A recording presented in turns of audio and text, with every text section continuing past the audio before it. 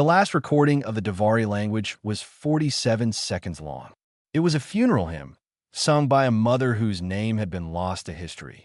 Daniel Hargrove had listened to it over 300 times, and every single time, something in his chest tightened like a fist closing around his heart. He sat in his small office aboard Relay Station Outpost 7, headphones on, eyes closed, letting the alien harmonics wash through him. The Davari did not speak the way humans did. They sang. Their words were layers of musical tones, stacked on top of each other like colors blending into something the ear could barely hold. Even this broken recording, filled with static and gaps, was the most beautiful thing Daniel had ever heard. His door buzzed. He pulled the headphones off and opened it.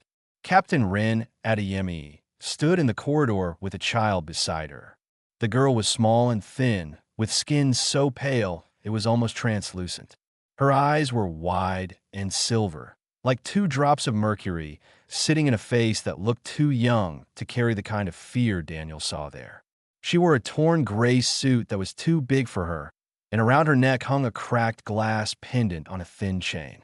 She held the pendant with both hands, gripping it like it was the only real thing left in the universe. "Found her 3 days ago," Adeyemi said. "Damaged shuttle, no identification, no adults." The shuttle's navigation system was wiped clean. No idea where she came from or how long she was drifting. Daniel looked at the girl. She did not look back. She stared at the floor. "Davari," he asked quietly. "That is what the medical scan says," which should be impossible because the Davari have been extinct for 11 years. Daniel knelt down so he was level with the girl's face. She flinched but did not move away. Up close, he could see the faint lines along her throat where the vocal membranes sat beneath the skin. Every Davari had them. They were the organs that produced their layered harmonic speech. "Has she said anything?" Daniel asked. "Not a sound. Not one." The medical team tried standard communication protocols. Visual symbols, written Davari script, tactile signals. Nothing. She just stares. Adeyemi paused and lowered her voice. "There is something else." A Pelori diplomat named Gora arrived on the station this morning. He asked about her within an hour of docking. By name, Daniel. He called her the Davari child. He already knew she was here. Daniel felt something cold settle in his stomach. What does he want? Custody. The Pelori Collective has filed a formal transfer request. They say she belongs under collective jurisdiction as a displaced minor of an extinct species. She is not a filing cabinet. She is a kid. I know that. That is why I brought her to you instead of handing her over. Adeyemi left. Daniel sat on the floor of his office across from the girl. She did not sit. She stood with her back against the wall, holding her pendant, watching him with those silver eyes that gave away nothing and everything at the same time. He tried the standard methods first. He pulled up visual communication cards on his tablet and showed them to her. She looked at them blankly. He wrote simple Davari phrases in their written script, which he had learned years ago during his studies. She glanced at the words and then looked away. He offered her food. She did not take it. An hour passed. Daniel was running out of ideas. The girl had not moved from her spot against the wall. She was trembling slightly, a constant low vibration in her body that he recognized from his research. It was a Davari fear response. He leaned back against his desk and thought about his sister. She had been sick for a long time before she died, and near the end, she stopped talking too. Not because she could not, because the world had become too heavy for words. Their mother used to sit beside her bed and hum an old lullaby, not to make her speak, but to let her know she was not alone. Daniel started humming. It was not a Davari tune. It was the lullaby his mother had sung, a simple melody that rose and fell like breathing. He did not look at the girl. He just hummed, softly, letting the sound fill the small room. The trembling slowed. He kept humming. After a while, the girl slid down the wall and sat on the floor. She still held her pendant, but her grip had loosened. Her eyes were still wide, still watchful, but the raw edge of panic had dulled into something quieter. She did not make a sound, but she stopped shaking. That was enough for now. Daniel set up a cot in the corner of his office and let her sleep there. He dimmed the lights and sat at his desk, pretending to work while he watched her curl up on the cot with her pendant pressed against her chest. He thought about Gora, a Pelori diplomat who knew about a Davari child before anyone on the station had filed a report. The Pelori Collective, one of the 5 most powerful governing bodies in the galaxy, filing paperwork for a single silent girl found in a broken shuttle. Something was wrong. He could feel it the way you feel a storm coming before the sky changes color. That night, long after the station lights had shifted to their dim sleep cycle, Daniel heard it. A sound, faint and pure, drifting through the walls of the station like light through water. A single note, high and clear, coming from the direction of the girl's cot. He turned and looked. She was asleep, her pendant pressed to her throat. The pendant was glowing. The pendant should not have been able to make any sound at all. It was glass, cracked down the middle, with no visible electronics or power source. Daniel scanned it the next morning while Suli slept, holding the device carefully so the beam would not wake her. The scan returned nothing useful. Ordinary silicate glass. No energy signature. No explanation. But he had heard the note. He was certain of that. He let it go for now.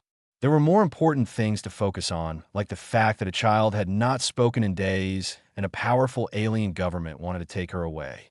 That morning, Daniel changed his approach. He stopped trying to make Suli communicate. Instead, he just existed in the same room with her. He worked at his desk, played old audio files of different alien languages, ate his meals, and hummed when the silence felt too thick. He did not ask her questions. He did not push. On the second day, she moved closer to the wall nearest the station's outer hull. She pressed her hand against it and stayed there for almost an hour. Daniel watched without saying anything. The station's hull carried a constant low vibration from the gas giant they orbited, a planet called Pulav, whose massive atmospheric storms produced a deep resonant hum that traveled through every surface of the station. Most people stopped noticing it after a few days. Suli noticed it.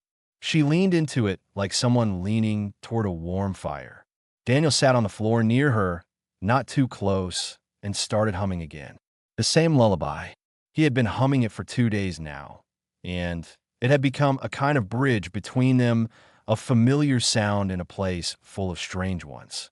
This time, something happened. Suli opened her mouth. A sound came out, thin and broken, like a note played on a cracked instrument. It wobbled and faded almost instantly. But it was there, a single Davari tone, rough and weak, produced by vocal membranes that had not been used in what might have been years. Daniel kept humming.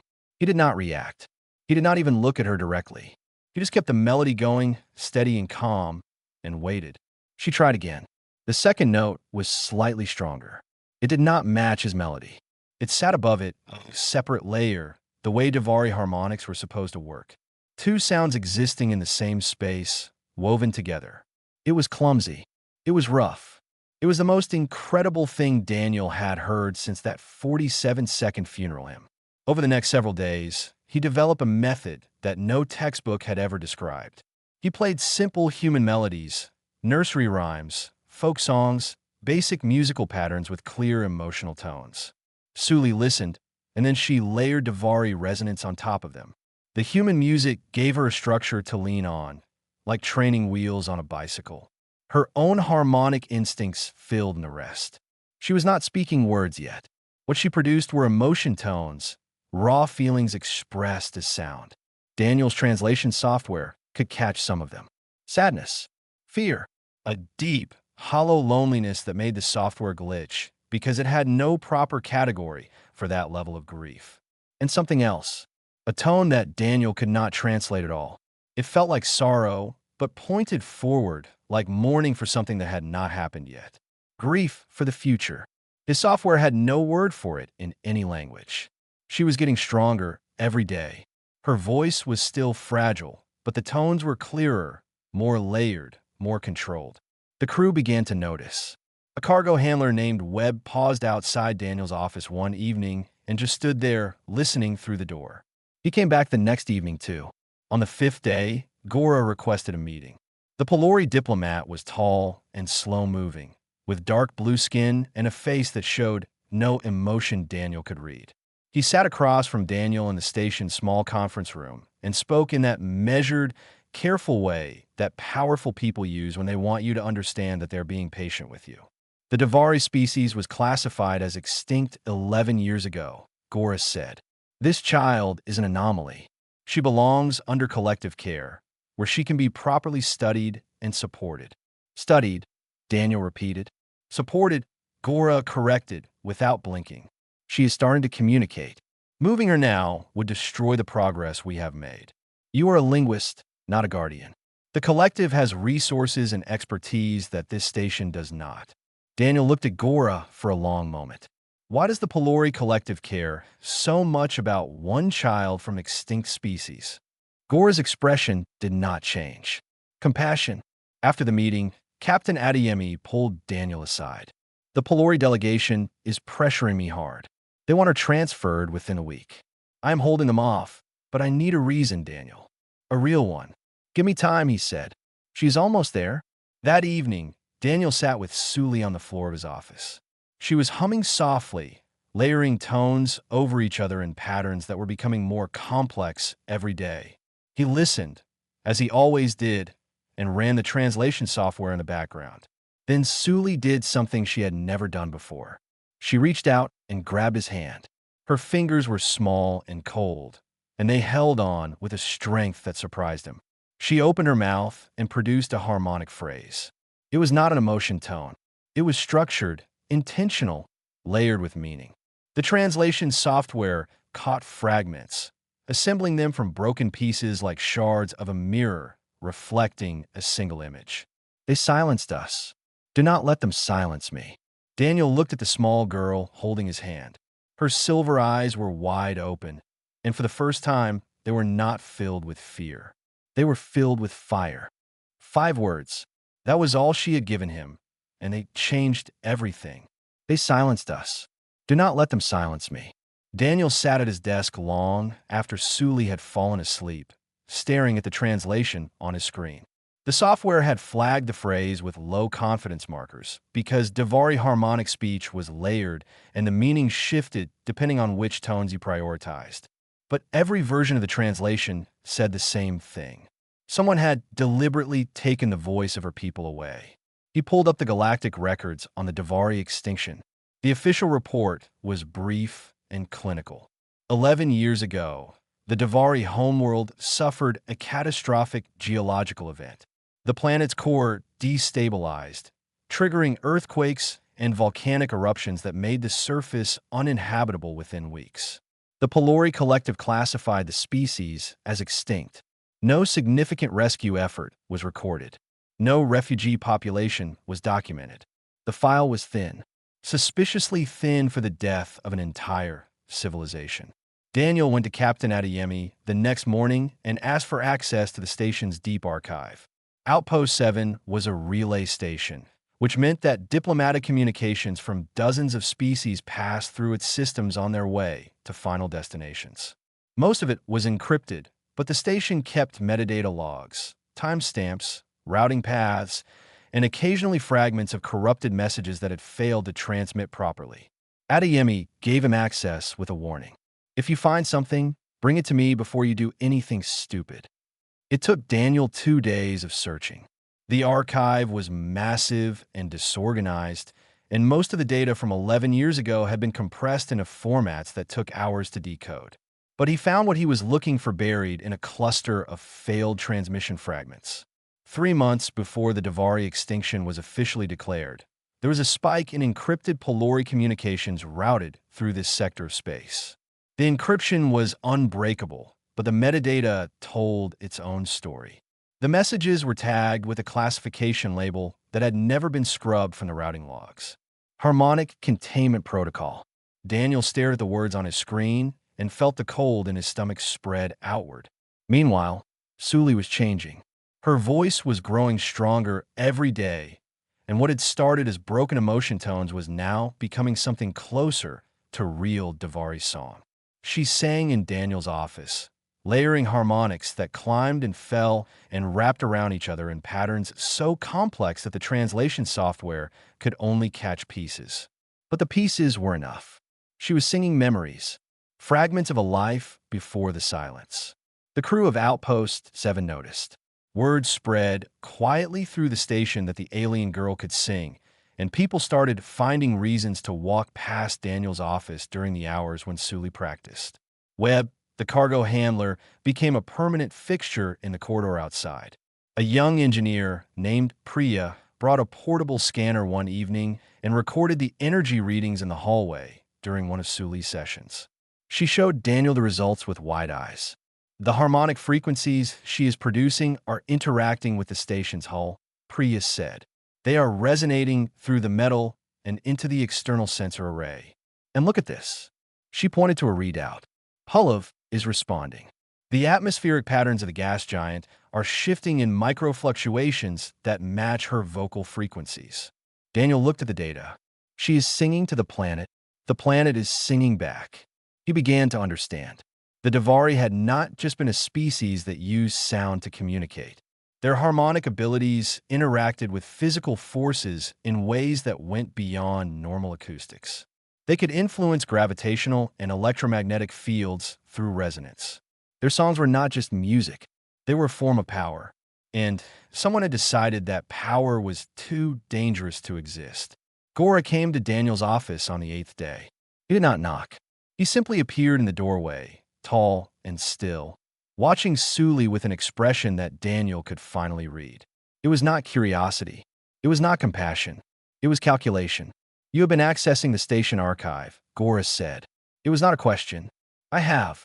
The Davari were a frequency-sensitive civilization. Their songs could influence gravitational fields, disrupt communication networks, and destabilize atmospheric systems. The collective classified them as a potential threat to galactic stability. Containment measures were deemed necessary. Daniel stood up slowly. Containment measures. Is that what you call it? I call it responsible governance. What does harmonic containment protocol mean, Gora? The Pelori diplomat was silent. His dark blue face was perfectly still. He looked at Sully, who had stopped singing and was watching him from the corner of the room with her pendant clutched against her chest. It means, Gora said finally, that some voices are too dangerous to be heard. He turned and left without another word. Daniel looked at Sully, a child who had been silent for years because the galaxy had decided that her people's voice was a weapon.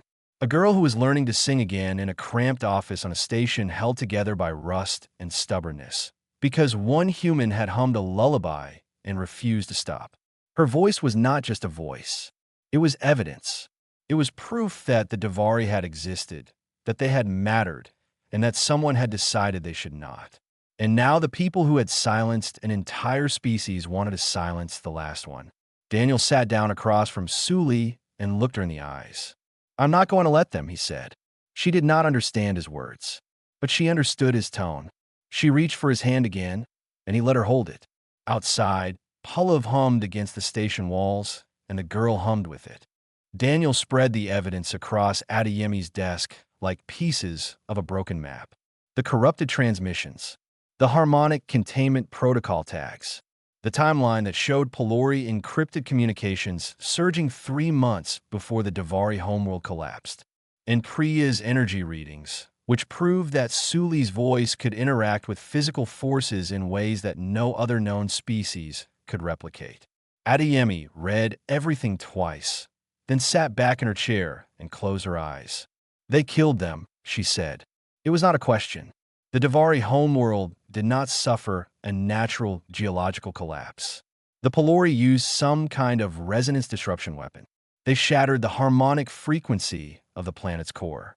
The earthquakes, the volcanic eruptions, all of it was engineered. Every Davari on the surface died. The ones who could not get to a ship in time, the ones who were too old or too young or too slow. All of them. And Sully. Her parents must have put her on that shuttle, programmed it to drift toward non-collective space. They hid her the only way they could, by sending her into the dark and hoping someone would find her. Adeyemi opened her eyes. Someone did. And now the people who destroyed her world want her back. They want to finish what they started. The captain stood up and walked to the viewport. Outside, Pullev swirled in shades of blue and white, its storms crawling across a face larger than 1,000 Earths. She watched it for a long time. Outpost 7 has no military support, she said. The nearest Earth fleet is months away. The Pelori Collective is one of the 5 founding members of galactic governance. If we accuse them of genocide without absolute proof, they will bury us. They will shut this station down and take the girl, and no one will say a word because no one picks a fight with the collective. So we need absolute proof. Daniel, what you have is metadata and energy readings. It is enough to make someone suspicious. It is not enough to make the galaxy listen. He knew she was right. Fragments and timestamps and sensor data would not stand against the political weight of the Pelori Collective. They needed something undeniable, something that could not be explained away or classified or buried in a committee. Daniel went back to his office and sat across from Suli. She was humming quietly, her pendant resting against her collarbone. The crack in the glass ran from edge to edge, but the pendant still vibrated faintly when she sang, as if something inside it remembered what it was supposed to do. He looked at her and made a decision that scared him. "Suli," he said softly. She looked up. "I need to ask you something difficult. I need you to remember." She did not understand his words yet, but over the past days, they had built a language between them, a bridge made of human melodies and Davari harmonics. Daniel began to hum. Not the lullaby this time. Something slower, something that moved like a current pulling downward. A sound that said, "Go back. Go to the place you were afraid of." Suli's eyes widened. She shook her head, just slightly, and gripped her pendant harder. Daniel did not stop. He kept the melody going, low and steady, and he held out his hand. She stared at it. Then, slowly, she took it. She began to sing. The sound that came out of her was unlike anything Daniel had heard before. It was layered so deep that the translation software could not separate the tones. It was memory made into music. She sang her homeworld, green skies, cities that hummed with the voices of millions. Her parents, whose harmonics wrapped around her like arms. A house near a river that sang with the current. And then the silence came. In her song, Daniel heard it. A frequency that did not belong, sharp and wrong, cutting through the harmonics of the planet like a blade through fabric. The ground shaking, the sky cracking, voices screaming in tones so high and layered that the software simply froze. And then nothing. A void where a world had been. Daniel's instruments were recording everything. Priya had rigged additional sensors in the room after her earlier discovery, and now they were picking up something extraordinary. The data encoded within Suli's harmonics was not just emotional. It was structured. Coordinates, timestamps, frequency signatures. The Davari did not just remember with their minds. They remembered with their voices. Their songs carried information woven into the very fabric of the sound. Suli was not just singing a memory. She was singing evidence. When she finished, she was shaking. Daniel pulled her close and held her while she trembled, and he hummed the lullaby until she was still. Word had spread through the station. Webb and 3 other crew members were standing outside the office when Daniel opened the door. They had heard the song through the walls. Webb's eyes were red. "What do you need?" Webb asked. Daniel had not asked for help. He had not made any announcement or rallied the crew. But humans were like that. They heard a child crying, and they came. Over the next 2 days, crew members began rotating guard shifts outside Suli's quarters without being told. Priya worked with the engineering team to rig the station's communication array to broadcast on a shielded frequency, just in case. A cook named Felix started leaving food outside Daniel's door, meals designed for Davari dietary needs that he had researched on his own time. Gora noticed the change. The station had shifted around him, and he knew it. He sent a formal ultimatum to Adeyemi. Surrender the Davari child within 48 hours or face economic sanctions and forced intervention. Adeyemi brought the message to Daniel. 48 hours, she said. Daniel looked at Suli, who was sitting on her cot, humming softly to the hum of Pullav through the walls. "I have a plan," he said. "It is reckless and probably insane. That is the most human sentence I have ever heard. Tell me." Priya said it could not work. Then she spent 14 hours straight making it work.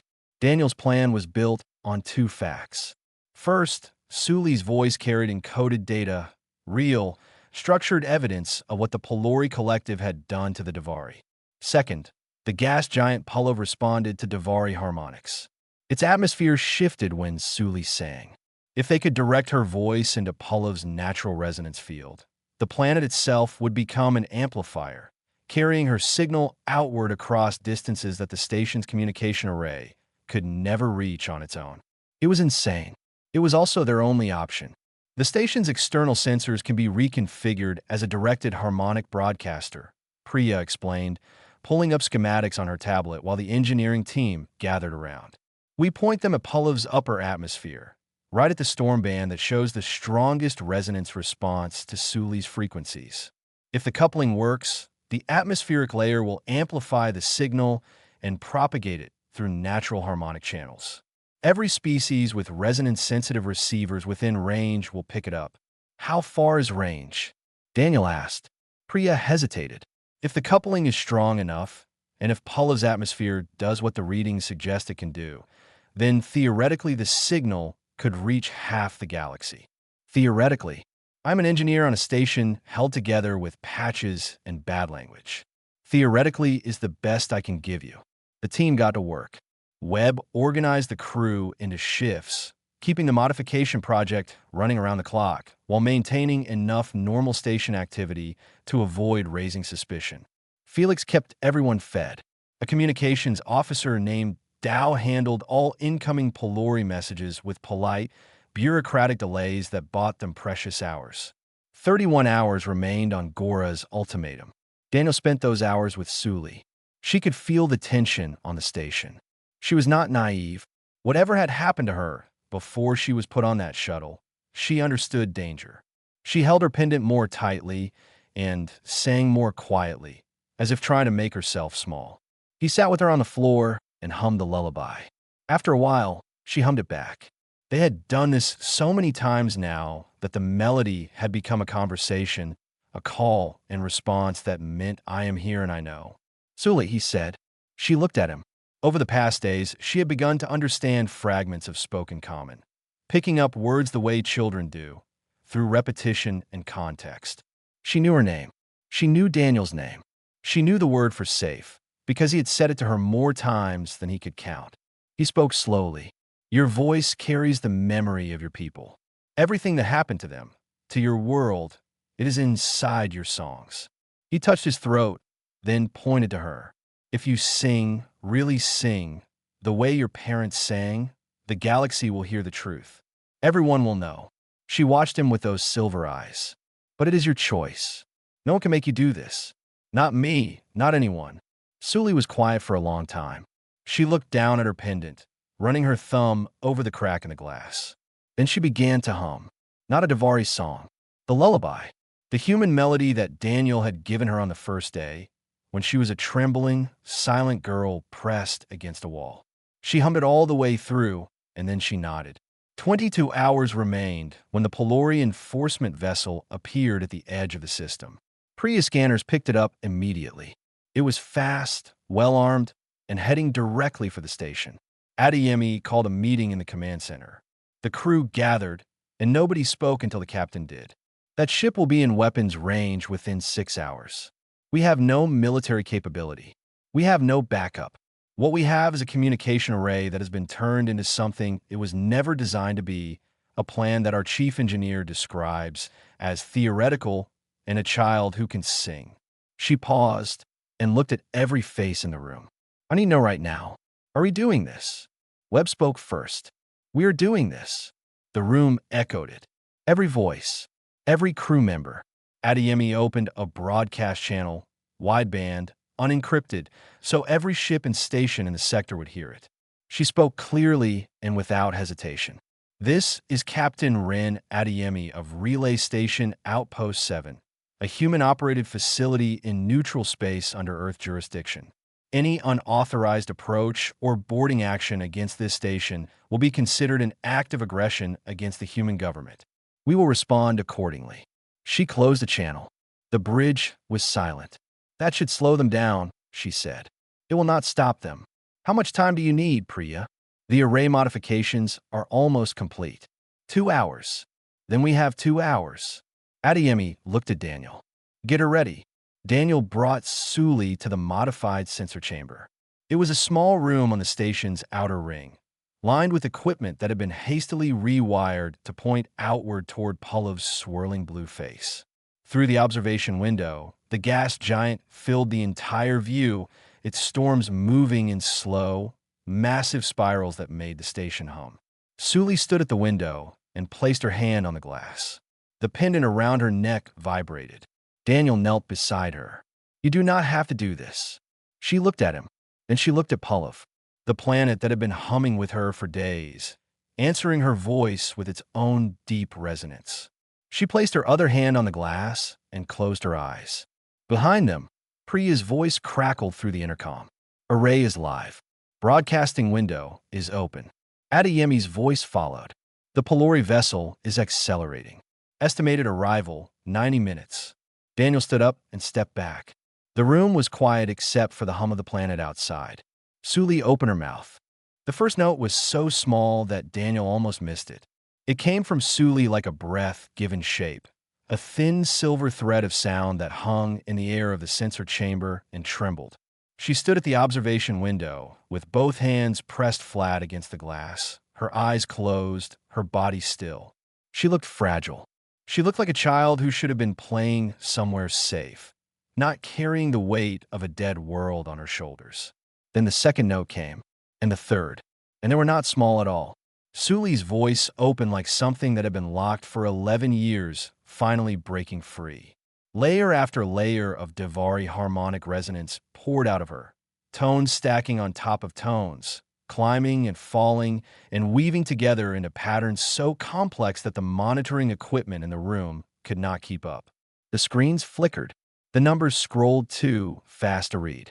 The station's hull began to vibrate. It started in the sensor chamber and spread outward through the metal bones of Outpost 7 like a pulse through a living body. Crew members in the corridors stopped walking. In the mess hall, cups rattled on tables. In the engine room, Priya watched her readout spike and grabbed the edge of her console. "Coupling is holding," she said into her intercom, her voice tight. "Pulov is responding." Outside the observation window, the gas giant was changing. Its storms, those massive blue and white spirals that had been churning in the same patterns for centuries, began to shift. They moved slowly at first, then faster, aligning themselves along invisible lines of resonance that matched the frequencies pouring from Sully's throat. The atmosphere of a planet billions of kilometers wide was rearranging itself to carry a child's song. The signal went out. It did not travel the way a radio transmission travels, bound by the speed of light, weakening with distance. It moved through harmonic channels, natural resonance pathways that existed in the fabric of space itself, pathways that the Devari had always known about and that galactic science had barely begun to understand. Sully's voice, amplified by a gas giant, threaded itself into the galaxy like a needle pulling a thread through cloth. On the Pelori enforcement vessel, now 40 minutes from the station, the crew heard it first as a vibration in their hull. Then it came through their communication systems. Then it came through the walls. The ship's commander ordered the signal blocked, but it was not a signal that could be blocked. It was resonance. It was in the metal, in the air, in the bones of everyone who heard it. And inside the song was the truth. Sully sang her world. She sang green skies and rivers that hummed with the voices of the living. She sang cities built on harmony, where every building resonated with the songs of its inhabitants. She sang her parents, their voices wrapping around her in a cocoon of sound that meant love in a language that had no word for it, because the feeling was the word. And then she sang the end, the alien frequency that cut through her world like a scream. The ground splitting apart, the sky turning red, then black. The last songs of her people, desperate and broken, overlapping in a chaos of grief as everything they had built came apart around them. The silence that followed, not the silence of peace, but the silence of absence. The silence of a million voices stopped at once. Every species that heard the signal felt it, not as data or information or evidence, but as experience. For 30 seconds, Every being with ears to hear knew what it was like to be Davari on the day their world was murdered. Across the galaxy, stations and ships and cities received the signal. 9 species coalitions would later confirm that their monitoring systems recorded it simultaneously. On a trade station near the Pelori border, a diplomat who had signed the original extinction report sat down heavily in her chair. I did not speak for an hour. On a research vessel studying dark matter in deep space, a crew of 12 different species listened to the song and wept together without knowing why. The Pelori enforcement vessel stopped. It did not slow down gradually. It simply stopped accelerating and hung in space, 40 minutes from the station, its engines still running but going nowhere. Its crew had heard the song. They knew what it contained. And whoever was in command had decided that this was not a battle they could win by arriving. On Outpost 7, Gora made his last move. He walked through the corridors toward the sensor chamber, moving faster than Daniel had ever seen him move. His diplomatic composure was gone. His blue face was tight with something that might have been fear. He found Daniel in the hallway outside the chamber door. The song was still pouring through the walls, vibrating in the floor, filling every space on the station. "You are making a mistake," Gora said. "You do not understand what that sound can do." The Davari were not innocent. They were dangerous. "She is 9 years old," Daniel said. "She is the last carrier of a frequency that can reshape gravitational fields. In the wrong hands, that voice is a weapon. In your hands, a whole planet was a weapon. You just pointed it at the people who live there." Gora reached for something at his side. Daniel did not move. He did not need to. Webb stepped out of the shadows behind him. Then Priya, then Dow, and Felix, and 6 other crew members who had been standing in the dark, waiting, because humans do not leave their people alone when it matters. Gora looked at them. 12 humans, unarmed, standing in a hallway on a rusted station, blocking the path to a child who was singing the truth of a genocide into the bones of the galaxy. He lowered his hand. The song lasted 11 minutes. When it ended, Suli collapsed. Daniel caught her before she hit the floor and held her against his chest while she breathed in small, exhausted gasps. Her pendant was warm against his arm. The station was quiet. Pullov still hummed outside, but its tone had changed, deeper now, carrying an echo of the song it had helped to send. In the weeks that followed, everything changed. The Pelori Collective faced formal investigation by 9 species coalitions. The Harmonic Containment Protocol was declassified, and its contents confirmed what Suli's song had already told the galaxy. 2 more Davari survivors were found in hidden shelters in the outer territories, drawn out by a signal they had never expected to hear again. They came to Outpost 7, and when they met Suli, they sang together, and the sound was so layered and so full that Priya's equipment could not measure it. Earth's reputation shifted. Humans were no longer the loud, short-lived newcomers who built ugly stations and argued too much. They were the species that had heard a child's silence and refused to walk away. The species that had stood in a hallway with no weapons and no backup and said no. Months later, Daniel was still on Outpost 7. Suli was learning to speak Galactic Common now, stumbling over the flat, single-layered words that felt clumsy compared to Davari harmonics. She called Daniel by a Davari name that translated roughly as the one who listened first. He still hummed the lullaby when she could not sleep. And outside, Pullov hummed with them, carrying the memory of a song that had broken 11 years of silence. She had carried the truth of a dead world in her throat. He had simply given her a reason to let it out.